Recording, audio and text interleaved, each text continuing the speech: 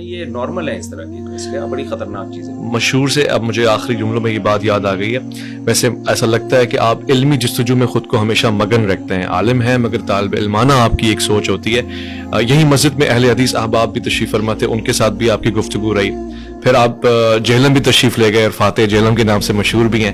یہ شغف کیا ہے، اس کا شوق کہاں سے آیا اور اس میں کیا نتیجہ؟ یہ ضرورت ایجاد کی ماں ہے. مجھے مناظروں کا شوق نہیں ہے، لیکن جس چیز کی ضرورت ہوتی ہے تو وہ چیز بھی ایجاد ہو جاتی ہے. حقیقت یہ ہے کہ ہمارے دینی مدارس میں نہ تو المحنت المفند پڑھائی جاتی ہے، نہ ہمیں ان چیزوں کو، ہمیں تو قرآن و سنت اور فقہ پڑھایا جاتا ہے، اور چاروں فقہ پڑھائے جاتے ہیں. اہل حدیث کا فقہ بھی جو اہل ظاہر جن کو کہتے ہیں، سارے دلائل کا تجزیہ ہوتا ہے. فالو ایک کو کیا جاتا ہے تاکہ بدنظمی نہ پھیلے، سب سمجھا سب کو صحیح جاتا ہے. یہ مدارس ایک پازیٹیو وے میں کام کرتے ہیں اور سب دلائل پڑھتے ہیں، دلائل کا سب کو علم ہوتا ہے. لیکن جب ظاہر اس طرح کی چیزیں سوسائٹی میں آنا شروع ہو، مناظرے بازی اور چیلنج، پھر جواب نہ دیں تو لوگ سمجھتے ہیں کہ شاید یہ علماء کے پاس باتوں کا جواب نہیں ہے. تو اس کا ایک وہ حادثے کے نتیجے میں جو کچھ ہوا وہ ہوا.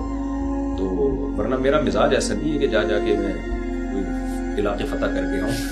نہیں، یہ تو مشہور ہو گیا کہ آپ فاتح جہلم ہیں، تو اس کے بعد لوگوں نے بڑا اچھا رسپانس دیا آپ کو، بہت ایک عالی شان ویلکم بھی رہا ہے آپ کا.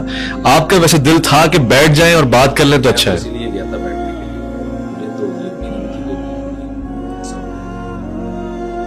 مایوسی ویسے ہوئی ہوگی کیونکہ 48 گھنٹے کم تو نہیں ہوتے. میں نے تو صرف یہ ٹائم دیا تھا کہ پازیٹیو رسپانس کریں آپ. میں یہ تو نہیں کرتا کہ بیٹھ جائیں. آپ کہہ دیں میں تیار ہوں تو پھر ہم اگلا. ان کا کہنا یہ تھا کہ بھائی آپ میرے گھر پہ آتے، پرسنلی مجھ سے بات کرتے. تو میرا دعویٰ یہ تھا کہ بھائی جو کام اوپنلی ہو رہا ہے، اب تک جو کچھ ہو رہا ہے سب کے سامنے ہونا چاہیے نا. میرے اور آپ کا تو انجینئر صاحب کا کہنا یہ تھا کہ نیچے آپ آ کے بیٹھ کے مجھ سے بات کرتے، ہم آپ کو پروٹوکول دیتے، ایئرپورٹ سے لے کے آتے. تو وہ تو خیر اب قصہ پرانا ہو گیا، اب اس کو کیا دوبارہ اب نیا ہونے لگا ہے. 26 نومبر کو ہم نے ان سے دوبارہ کہا ہے کہ علماء کے ساتھ بیٹھ جائیں، کیونکہ انہوں نے کہا تھا کہ میں بیٹھنا چاہتا ہوں. تو ہم نے کہا آپ جون صاحب عالم کہتے ہیں، خود مفتی حنیف قریشی آپ سے طلبگار ہیں اس بات کے کہ بیٹھ کے کسی کے عقائد کے اوپر اعتراضات کرنے سے بہتر ہے عوام کو. مناظرے بازی غلط چیز ہے، لیکن پھر اس طرح کی تقریریں کرنا بھی غلط چیز ہے. بات یہی ہے، مناظرے بازیوں سے واقعی فائدہ نہیں ہوتا، میں مانتا ہوں اس بات کو. لیکن جب آپ بار بار چیلنج کر رہے ہیں نا کسی چیز پہ، تو چیلنج کا مطلب یہ ہوتا ہے کہ میں فیس کرنے کے لیے تیار ہوں. اب اس میں تو حقیقت ہے انجینئر صاحب کا ٹاپک اب نہیں چھیڑتا.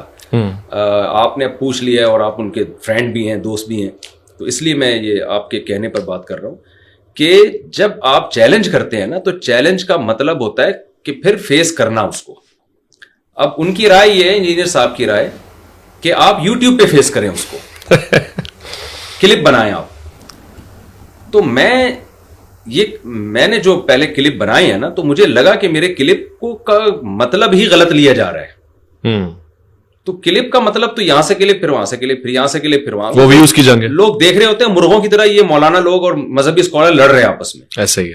تو میں سمجھتا ہوں انجینئر صاحب نے جب اتنے بڑے بڑے چیلنج کیے ہیں تو اس کو سامنے بیٹھ کے فیس کرنا چاہیے ان کو. اگر حنیف قریشی صاحب ہیں یا کوئی بھی ہیں، تو جب چیلنج کیا تو پھر آپ بیٹھیں، دودھ کا دودھ پانی کا پانی ہو جائے گا. اور لیکن اس میں پھر ظاہر ہے جب بھی آپ کی بحث ہوتی ہے تو اس کی کچھ شرائط تو طے ہوتی ہے نا. جی، پہلے سے بیٹھنا. انجینئر صاحب تیار جب ہوتے ہیں بیٹھنے کے لیے تو کہیں بغیر شرطوں کے. تو بغیر شرطوں کے بھی مرغوں کی لڑائی ہوتی ہے. پھر دو مرغے جب آپس میں لڑتے ہیں نا تو کوئی شرطیں نہیں ہوتی. تو دیکھیں کیا اشر ہوتا ہے. تو شرطیں، تو شرطوں میں کوئی ناجائز شرطیں تھوڑی. ٹاپک کس موضوع پر بحث ہوگی، ایسا نہ ہو ایک موضوع کمپلیٹ نہیں ہوا دوسرا چھیڑ دیا. ایسا ہی. تو ٹاپک ہونا چاہیے، پھر کس ٹاپک پر کتنی دیر بات ہوگی، دلائل کہاں سے دیے جائیں گے. یہ تو جو بھی بحث کرنا چاہتا ہے وہ حق ہے کہ وہ یہ. اور ہم یہ تھوڑی کہہ رہے ہیں کہ ہماری شرطوں پہ تھرڈ پرسن ہوگا، کوئی بھی ثالث ہوگا جو معقول شرطیں، جس کو لوگ کہیں گے یار یہ تو بالکل 2 اور 4 کی طرح ہے. تو حنیف قریشی صاحب ہوں یا کوئی بھی ہوں، تو باقی ان کا اپنا موقف ہے. انجینئر صاحب کا کوئی رائے کسی پر مسلط تو نہیں کر سکتا. ان کا موقف ہے کہ میں نہیں بیٹھ